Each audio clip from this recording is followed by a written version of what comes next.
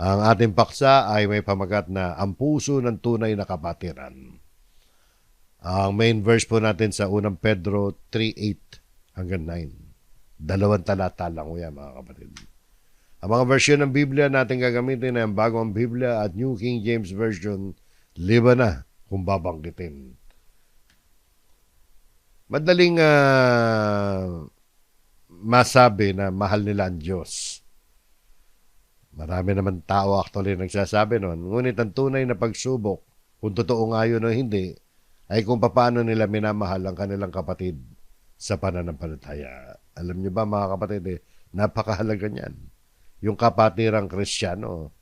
Kaya dapat meron tayong dinadaluhan sa abot ng makakaya natin. Kung malayo kayo doon sa church, napalayo kayo, maghanap kayo. Kung wala kayong makita, ay dito na lang kayo sa online. Di ba? Kaya mayroon tayong online. Madali tayong magkaroon ng pakikisama kapag walang problema. Pag walang hindi pagkakaunawaan at pare-pare tayo ng pananaw at opinyon.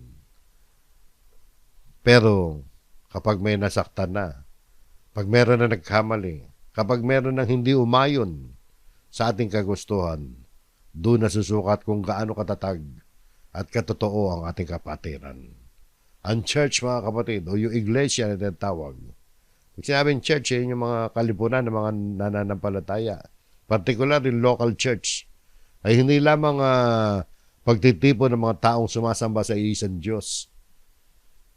Kundi ito'y mga kapatid ay isang pamilya na binuklod ni Kristo. Pamilya ang turing natin sa church, mga kapatid.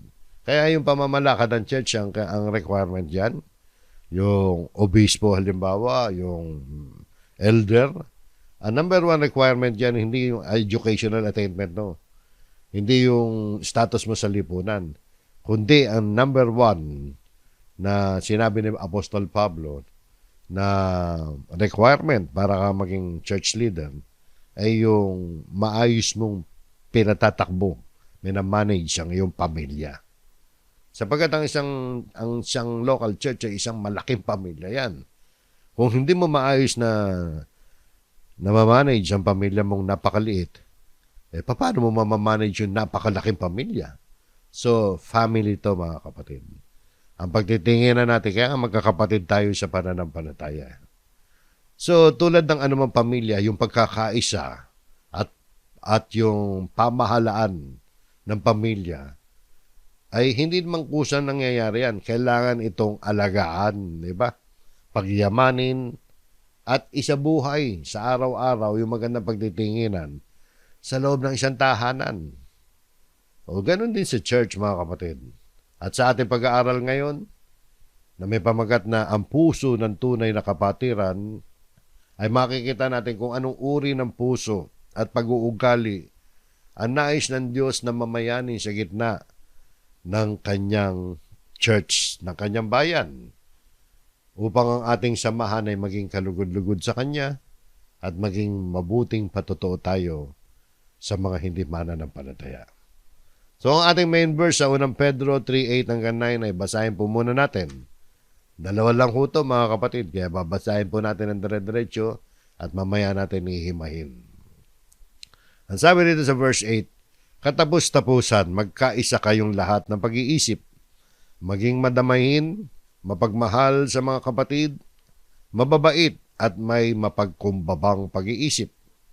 Huwag ninyong gantihan ng masama ang masama o ng pag-aalipusta ang pag-aalipusta, kundi ng pagpapala, sapagkat ukol dito kayo'y tinawag upang kayo'y magmana ng pagpapala.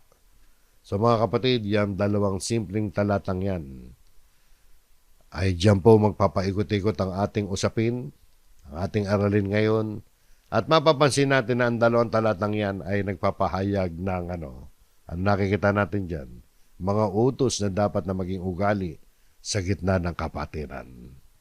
So lahat ng mga isinaad dito, mga kapatid, ay ang application niyan, hindi naman sa sarili natin kundi sa ating pakikitungo sa isa't isa bilang magkakapatid sa pananampalataya.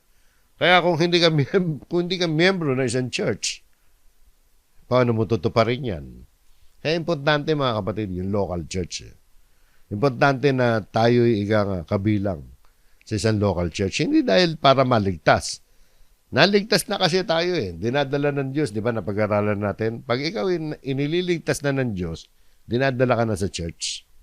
Hindi para maligtas. Kasi nanampalataya ka na kay Kristo, kaya ang tendency nun, mapupunta ka sa isang local church. Yun po yung iglesia na tinatawag. So, meron ditong mga utos na dapat na maging ugali natin sa gitna ng kapatirang Kristiyano. Sa church. O tingnan po natin, ating himayin ang nilalaman nito. Pero bago yan, yung unang salita mo na napakahalaga. Napakahalaga ng unang salita rito, yung tinatawag na katapos-taposan. Di ba?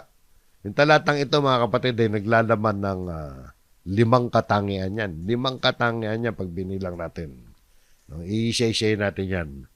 Na tungkol yan sa mahalagang katangian at pagkilos na dapat makita sa buhay ng bawat isang mananampalataya sa loob ng kapatiran. At ito mga kapatid ay hindi natin lubos na matutupad dyan kung tayo nga ay namumuhay ng hiwalay sa mga kapatid sa pananampalataya. Sapagkat ang application niya sa kapatid sa isa't isa nga eh.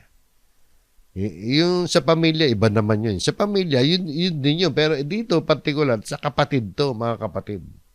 Katulad din sa pamilya yan, oo. Pero dito, sa konteksto nito, kapatiran ang ina-address dito. So yun po, makikita natin yan, pakikitungo yan sa loob ng church. Ito yung mga bagay na nais ng Diyos na makita sa kapatirang Kristiyano. Kaya ate pong isa-isahin, mga kapatid. Pero bago nga yan, yung unang salita mo na katapos-tapusan. Para makita nyo yung importansya nito. Pag sinabing katapos-tapusan, sabi finally, na nagpapakita na ito yung pinakabuod, pinaka-summary, at pangwakas na panawagan ni Pedro tungkol sa mga, sinabi niya nung una, at tungkol sa tamang pakikitungo yan ng isang mananampalataya. Dito nga ay binanggit niya yung 5 mahalagang katangian, mga pag-uugali na dapat nating makita sa isa't isa. Number 1, magkaisa kayong lahat ng pag-iisip. Yan ang unang parirala dyan, pagkatapos ng katapos-tapusan. So, ito yung unang ugali, katangiang ugali yan, na nabanggit yan. Ano kahulugan nito mga kapatid? Magkaisa kayong lahat ng pag-iisip. Ano sa English yan? All of you be of one mind. So, hindi naman literal na one mind. Di ba? Kundi sa Tagalog nga, mas madaling unawain, magkaisa. Hindi ibig sabihin na pare-pareho tayo ng personalidad. Na literal, kung ano iniisip ko, hindi na iniisip mo. So, hindi nangangahulugan na magkapare-pareho tayo ng opinion sa lahat ng bagay. Hindi, walang ganun no? Walang grupo na nagkapare-pareho na opinion pagdating sa opinion, di ba? Ang tinutukoy dito mga kapatid, yung pagkakaisa ng layunin. Sa layunin, pananampalataya, at kung ano yung pagkakaintindi natin sa kalooban ng Diyos. Sa Biblia, di ba? Alam nyo, napakahalaga ang pagkakaisa. Actually, isa yan sa mga pangunahing panalangin ng Panginoon Kristo bago siya ipako sa krus. Pagkatapos ng huling hapunan, bago sila pumunta doon sa halamanan ng Getsemani, nagkaroon ng mahabang panalangin si Kristo, yung John chapter 17. Buong chapter yun, panalangin niya. At sa bandang kalagitnaan, sa 17:21, ito nabanggit niya, na may kaugnayan sa pinag-uusapan po natin ngayon. Ang sabi ng Panginoon Kristo, kausap niya yung Amang Diyos, at sabi, upang silang lahat ay maging isa. Gaya mo, Ama, na sa akin at ako'y sa iyo. Sana'y sila'y manatili sa atin, upang ang sanlibutan ay sumampalataya na ako'y sinugo mo. So nakita niyo yung panalangin ng Panginoon Kristo, no?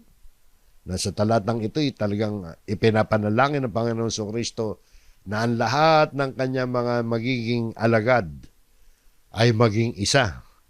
Yung sila dyan tinutukoy, yung mga mananampalataya sa present nung nananalangin siya, katulad ng mga apostol, kasama niya rin, at yung mga magiging mananampalataya sa future sa pamamagitan ng pangangaral ng mga apostol. Ang panalangin ng Panginoon Kristo upang silang lahat ay maging isa. Na kung paano yung ama at ang anak ay iisa, tayo rin mga kapatid ay maging isa.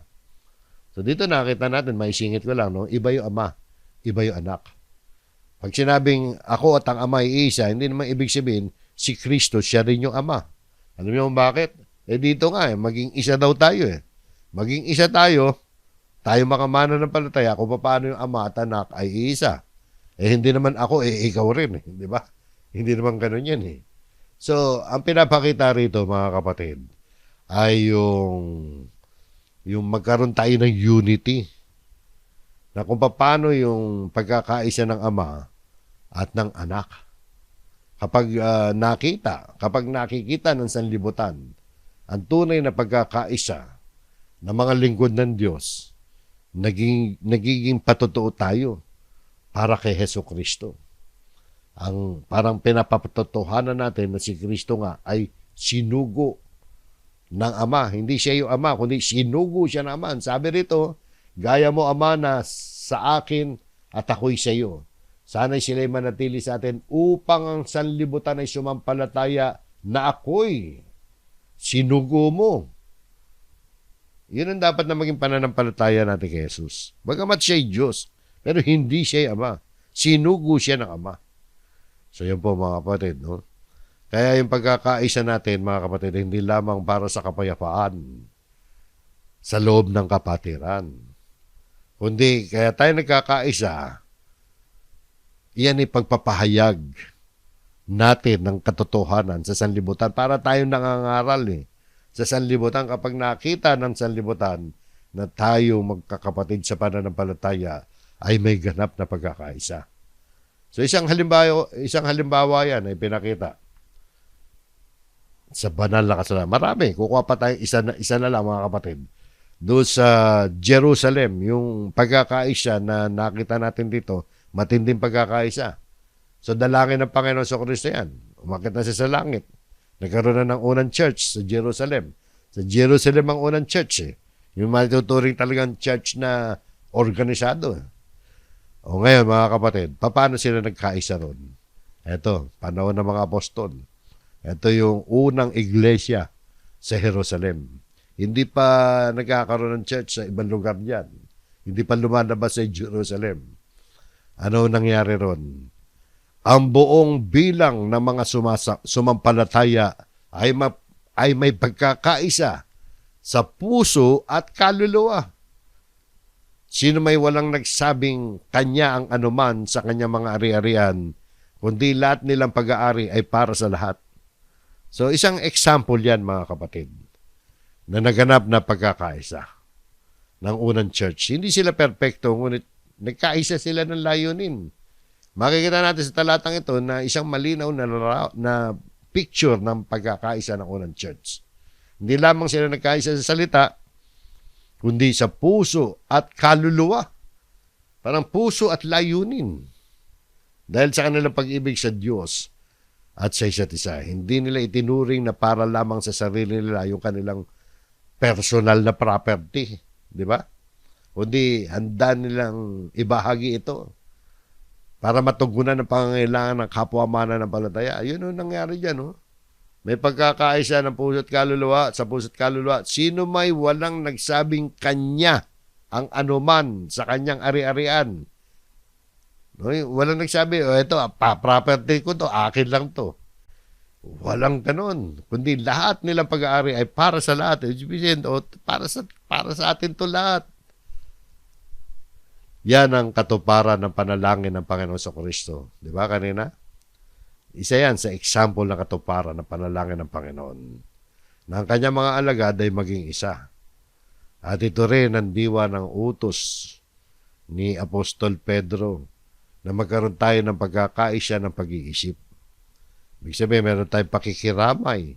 Meron tayong pag-ibig bilang magkakapatid. Ang tunay na pagkakaisa hindi lamang yung nagkakasama tayo every Sunday, di ba? Sa isang lugar, sa isang building. Kundi pagkakaisa ng puso yan sa paglilingkod at sa kapwa natin. Ngayon, ganito yan mga kapatid.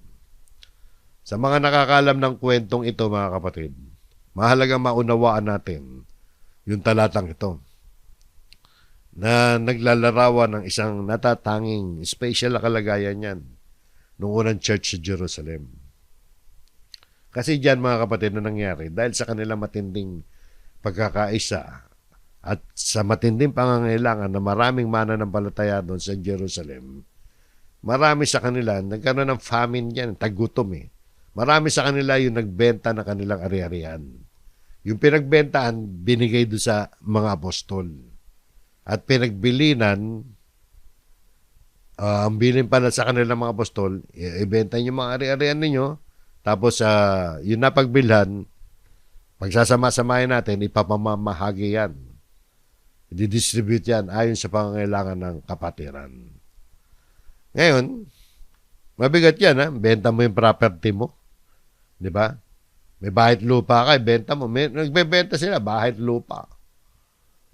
Para sama-sama na lang doon sa napagbenta, para matulungan ang isa't isa. Alam niyo mga kapatid, habang ginagawa yan at sa kasaysayan, pagkatapos na gawin yan, hindi ginawa yan sa ibang lugar.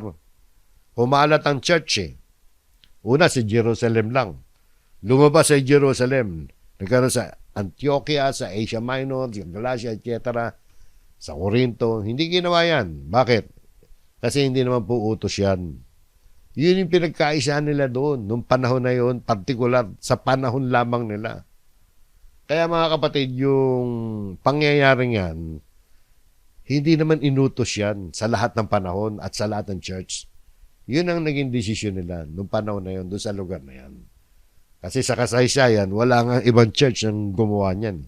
Hindi inutos ni Pablo yan habang naglalakbay siya sa iba't ibang churches. Walang ganon. Kaya ang diin dito mga kapatid sa tala. Kasi kaya ako nababanggit yan, yung iba, nami-misinterpret eh. Dapat daw tayo mga Kristiyano, gayahin daw natin yan. Naibenta daw natin yung mga bahay lupa natin, mga ari-arian natin. Tapos sama-sama tayo together doon sa pinapagbentahan. Hindi ko ganun yun. Minsan pinantutulig siya sa atin yan eh. Ng mga pilosopo. Mga pilosopo sa Biblia. Kunyari gagamit ng Biblia tapos ibabato laban sa atin. Bakit hindi daw natin ginagawa yan? Hindi naman utos yan eh.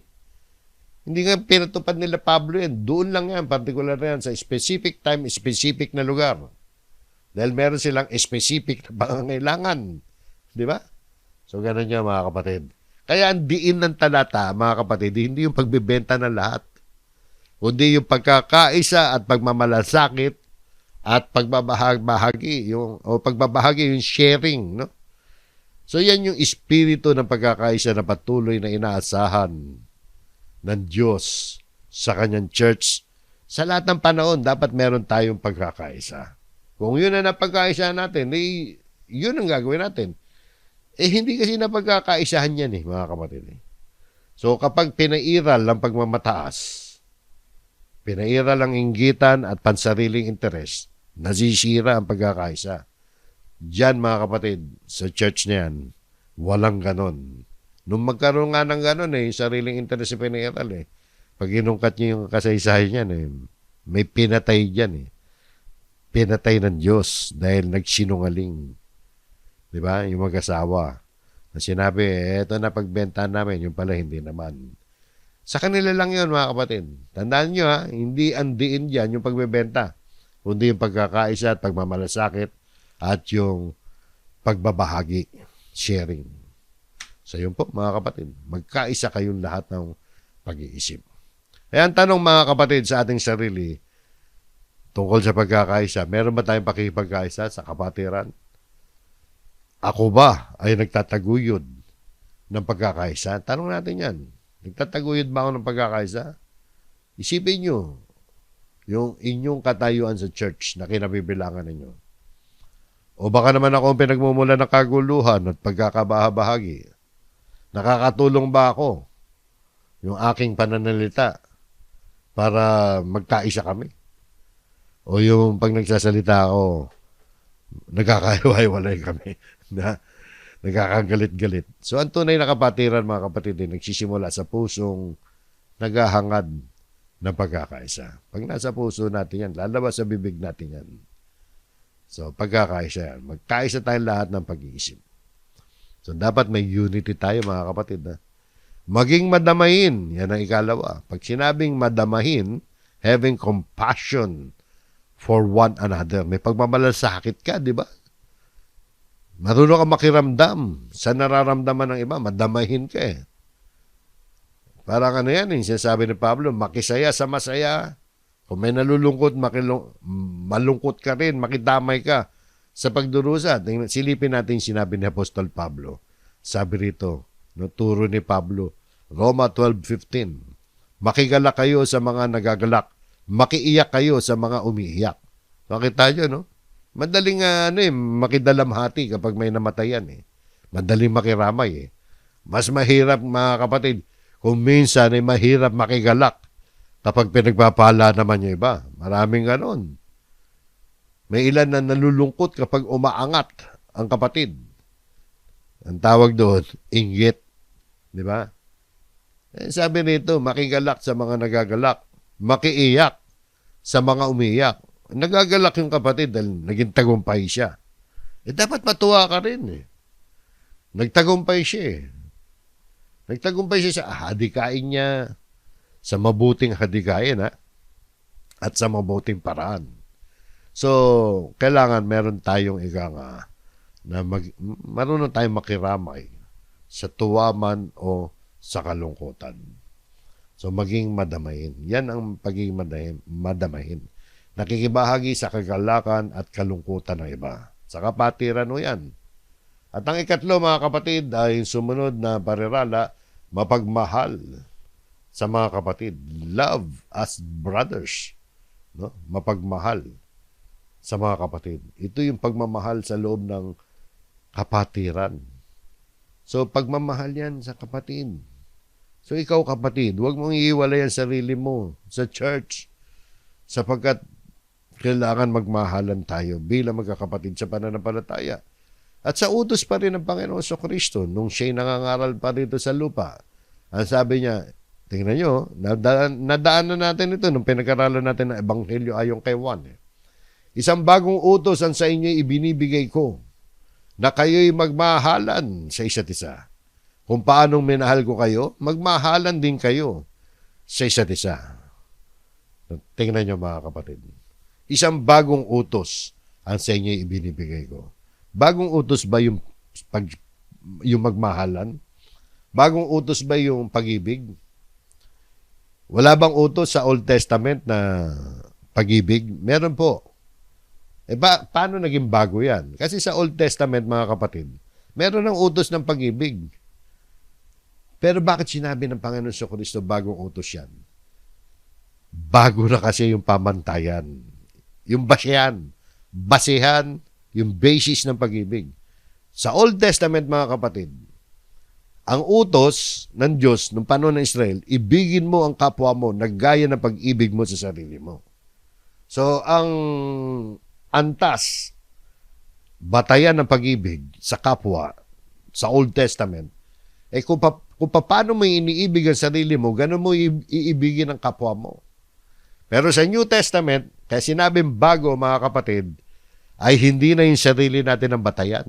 Hindi na yung sariling pag-ibig natin sa sarili. Ang batayan, ang pag-ibig natin sa kapwa.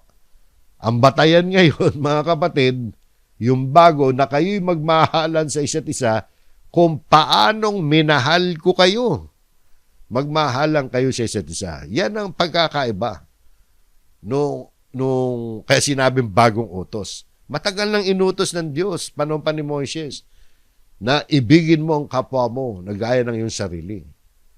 Pero ito ngayon, iibigin na natin ang kapwa natin na kung paano tayong inibig ni Kristo, mas mabigat to yan, mga kapatid. Paano ba tayo inibig ni Kristo? Sa kabila ng ating mga pagkukulang, sa kabila ng ating mga kahinaan, si Kristo'y namatay para sa atin. Nakita nyo, mga kapatid, pag-ibig na may biyaya, Pag-ibig na hindi tayo inibig ni Kristo dahil mabait tayo, dahil deserving tayo. Hindi tayo inibig ni Kristo dahil deserve natin yun. Hindi natin deserve na ibigin dahil sa ating kasalanan. O ganun din sa kapwa natin. Lalo na sa kapatid ang pinag-uusapan nito. No? Magmahalan sa isa't isa kung paano minahal ko kayo. Ano pa? Tuloy natin. Ano ang naipapakita kung meron tayong ganyang antas ng pag-ibig?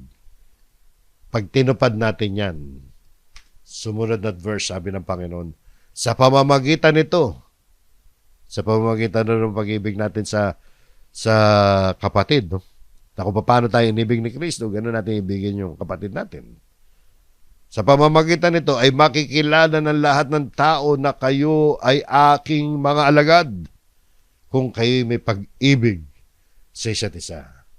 So, hindi sinabi ng Panginoon sa Kristo na makikilala tayo dahil sa ganda ng ating mga gusali o kaya ganda o dami ng ating mga miyembro o kaya yung haba ng programa, ganda ng programa. Makikilala tayo mga kapatid na tayo tunay na alagad kapag may pag-ibig tayo sa isa't isa. Yan ang number 1 mga kapatid. O ano pa napapatunayan nito mga kapatid?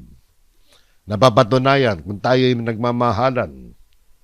Dito, yung magiging impression sa atin ng ibang mga tao kapag tayo may pag-ibig sa isa't isa, talagang makikilala ng mga tao na mga Kristiyano nga talaga yan.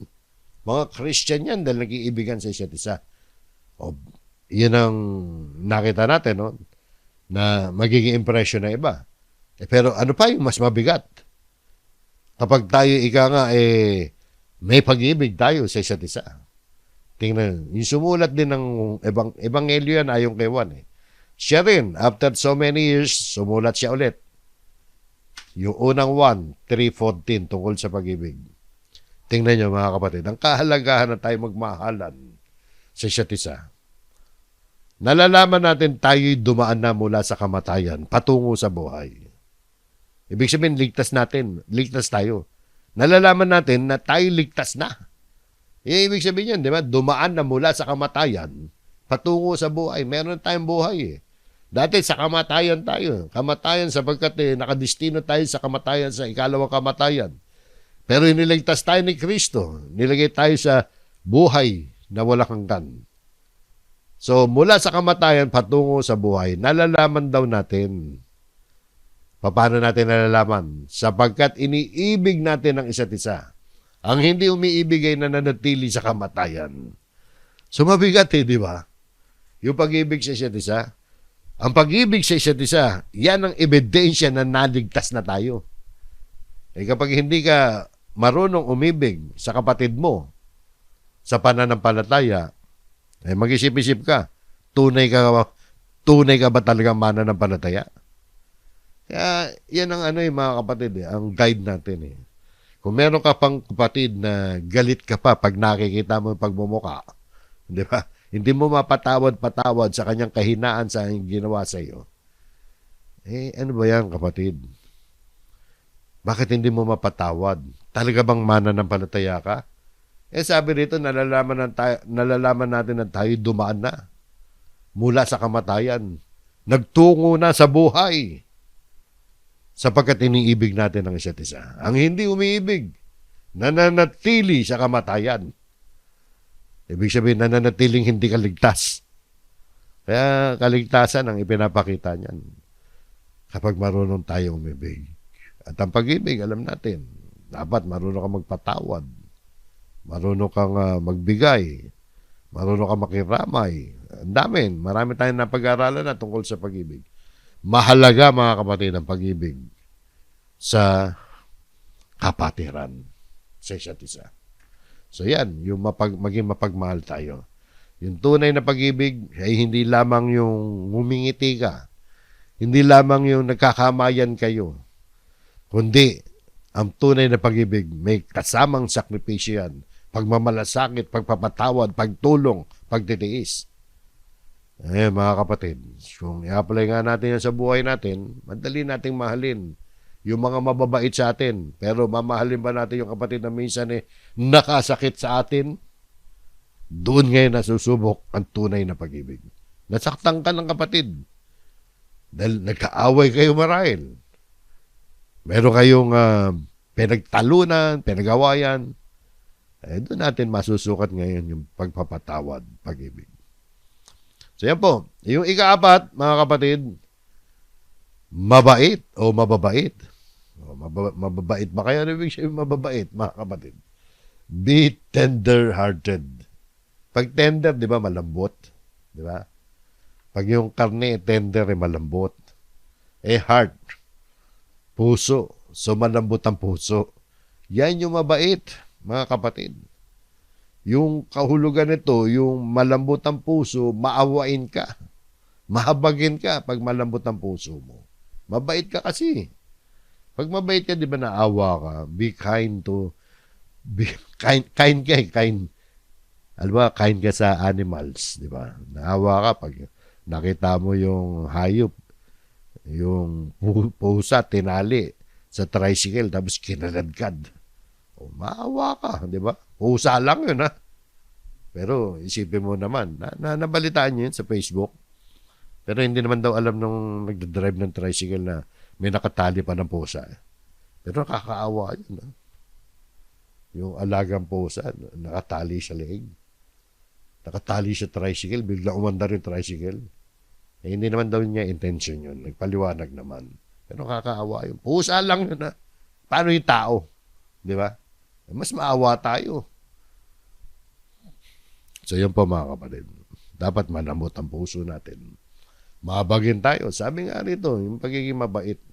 Sabi sa Epeso, tingnan niyo yung sangkap niyan, ha? Pag sinabi mabait, at maging mabait kayo sa isa't isa. Mga mahabagin, nagpapatawad sa isa't isa, gaya ng pagpapatawad sa inyo ng Diyos kay Kristo. So yan yung sangkap ng pagiging mabait, eh. Mabait ka ba? Yung mabait, hindi yung tahimik ka lang sa isang sulok. Yung mabait, kaagapay ng pagiging mabait mo, sabi, maging mabait kayo sa isa't isa. Mga mahabagin, nagpapatawad, gaya ng pagpapatawad sa inyo ng Diyos kay Kristo. So, marunong ka magpatawad. Kung paano ka pinatawad ng Diyos kay Kristo, magpatawad ka rin. Yun yung mabait. Marunong maawa, marunong magpatawad. So, yun po. Matindi, no, mga kapatid? Isipin nyo kapag ganyan ang buhay natin sa loob ng kapatiran, napakasarap naman ng kapatiran. Diba? At ang ikalima, mga kapatid, sabi rito, at may mapagkumbabang puso. May mapagkumbabang pag-iisip pala. No? Ibig sabihin, sa ilalim, makikita nyo, humble in spirit sa New American Standard Bible. Diba? Yan marahil, mga kapatid, masasabi natin pundasyon ng lahat na naunang katangian.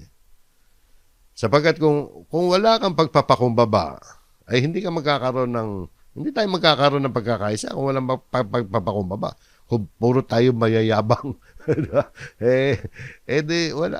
walang pagkakaisa tayo. At palagay ko, hindi tayo magdadamayan kung hindi tayo nagpapakumbaba. At walang pag-ibig rin. At hindi rin tayo magiging mabait. So nakita nyo, no? Parang nilagom lahat. Importante, mapagkumbaba ka. So sa pagtuturo naman ni Apostol Pablo tungkol sa pagpapakababa, wala na sigurong ihigit pa rito na sabi niya, dapat itong magandang example na magkaroon tayo ng ganun pag-iisip din. Sa Pilipos 2:5 hanggang 8, yung halimbawa na ipinakita o na nangyayari sa buhay ng Panginoon Kristo. At sabi ni Pablo, magkaroon kayo sa inyo ng ganitong pag-iisip na kay Kristo Jesus din naman. So, dapat ito naman mindset natin. Ano yun? Na siya, bagamat nasa anyo ng Diyos, ay hindi niya itinuring na isang bagay na dapat panghawakan ang pagiging kapantay ng Diyos. So nakita niyo yung mataas na kalagayan ni Kristo. Nasaan yung Diyos niya? Ibig sabihin, Diyos siya. Nasaan yung Diyos eh? Yan yung kalagayan niya. Bago siya nagkatawan tao. Kaya alam niyo yung aral ng iglesia ni Manalo, na si Kristo yung tao lang, at hindi pa raw nag-exist nung panahon ng Old Testament. Maling-maling aral yun eh. Parang ordinaryong tao lang na naging bayani si Kristo. Hindi daw siya Diyos eh. Kundi tao lang daw. Nag-exist lang daw siya nung sinilang ni Maria. Maling aral ho yun. Sapagkat dito lumalabas, nasaan yung Diyos siya.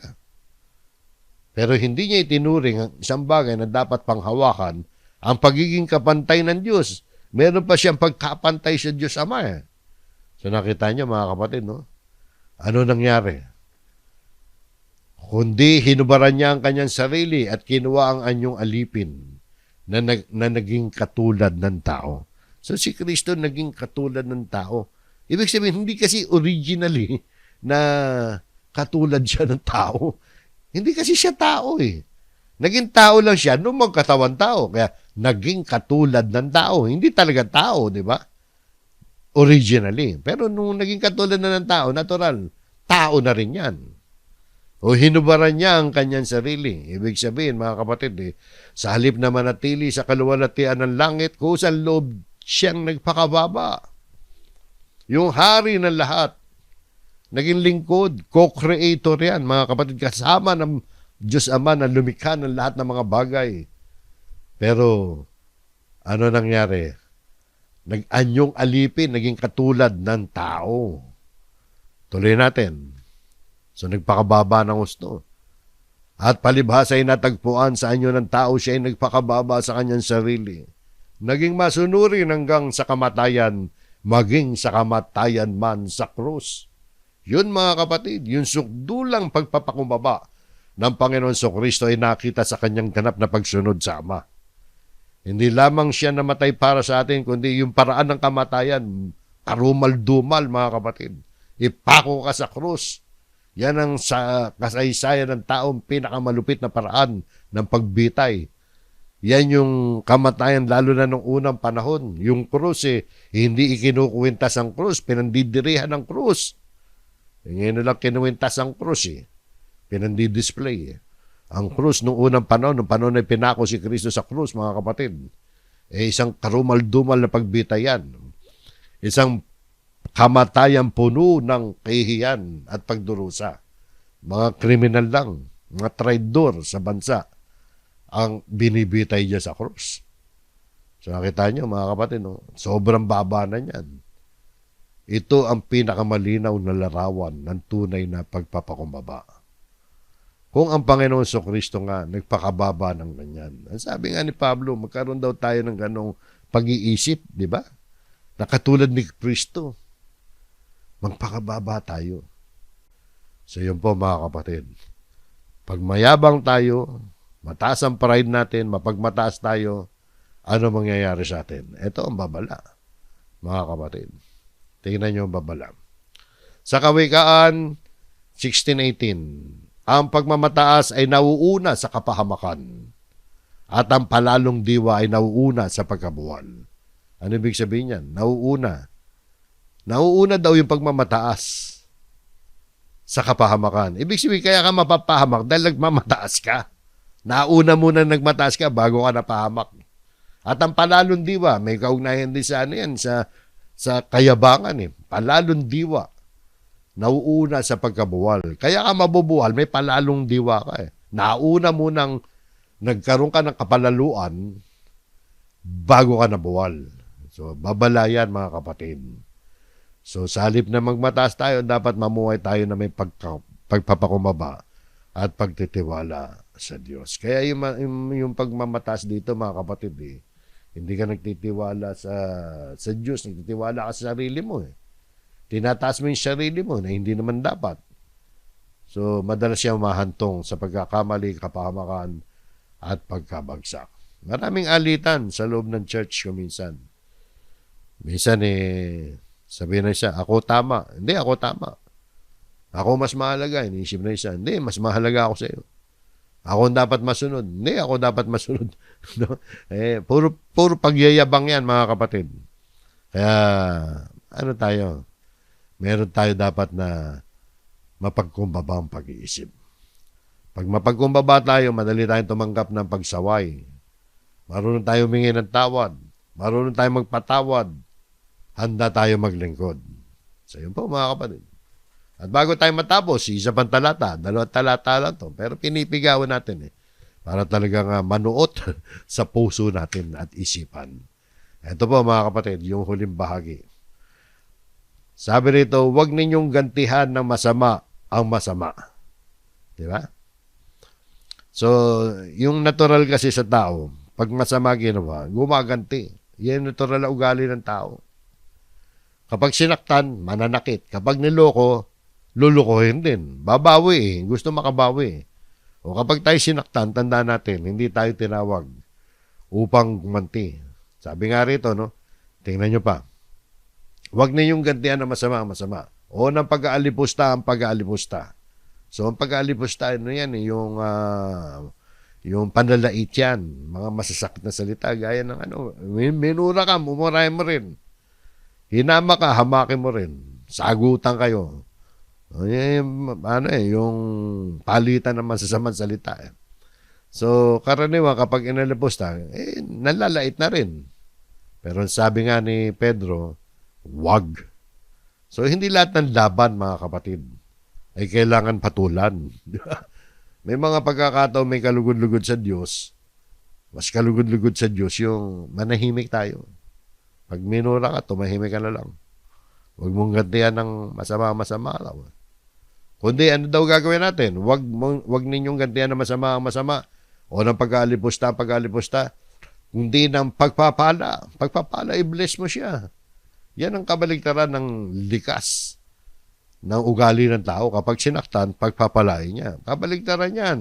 Sabi nga ng Panginoon sa Kristo, singit natin rito, pagpapala, katulad ng turo ng Panginoon sa Kristo, ngunit sinasabi ko sa inyo, ibigin ninyo ang inyong mga kaway at idalangin ninyo sa inyo yung umuusig. Pagpapalay, pagpipray mo pa, yung umuusig sa iyo. Panalangin mo sa Diyos, patawarin siya, naway magbago ang kanyang pag-iisip, magbago ang kanyang pag-uugali. Ibigin daw natin ang ating kaway. Yung salitang pag-ibig dyan, agape rin yan, o agapaw.